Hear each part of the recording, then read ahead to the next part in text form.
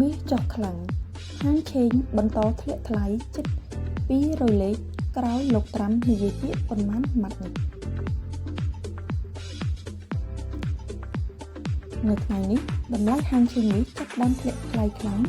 ពលគឺគិតត្រឹមរសៀលថ្ងៃនេះហាងឆេងមាសអន្តរជាតិធ្លាក់ចំនួន$178ដោយធ្លាក់មកត្រឹម$4,607ក្នុងមួយអោនស្មើនឹង$5,550ក្នុងមួយដំណឹងឬ$5,555ក្នុងមួយជីហាងឆេងមាសបានចាប់ផ្ដើមធ្លាក់ថ្លៃក្រោយពីលោកដូណាល់ត្រាំប្រធានាធិបតីសហរដ្ឋអាមេរិកចេញប្រកាសជុំវិញសង្គ្រាមរវាងសហរដ្ឋអាមេរិកជាមួយនឹងអ៊ីរ៉ង់នៅក្នុងតំបន់មជ្ឈិមបូព៌ាយោងតាមការចុះផ្សាយរបស់ CNBC លោកដូណាល់ត្រាំបានថ្លែងថាអាមេរិកនឹងវាយអ៊ីរ៉ង់កាន់តែខ្លាំងឃ្លាប៉ុន្មានម៉ាត់ដែលលោកដូណាល់ត្រាំបានប្រកាសធ្វើឲ្យតម្លៃហាងឆេងប្រេងឆៅអន្តរជាតិចាប់ផ្ដើមកើនឡើងគំហុកខ្លាំងជាក់ស្ដែងប្រភេទ Brent Crude បានកើនឡើង 5% ដោយឡើងដល់$106ក្នុងមួយបារ៉ែលពេលឡើងថ្លៃខ្លាំង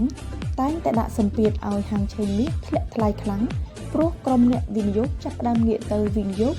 លើហាងឆេងប្រេងហើយលក់មាសចេញដែលដាក់សម្ពាធហាងឆេងមាសឲ្យដាំក្បាលចុះកាន់តែខ្លាំង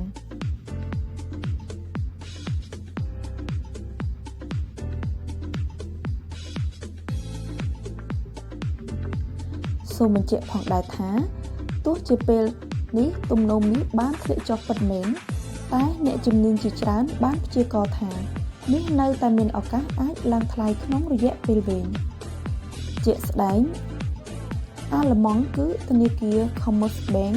បានព្យាករណ៍ថាតម្លៃហាងឆេងមាសអាចនឹងកើនឡើងដល់$5,000ក្នុងមួយអោន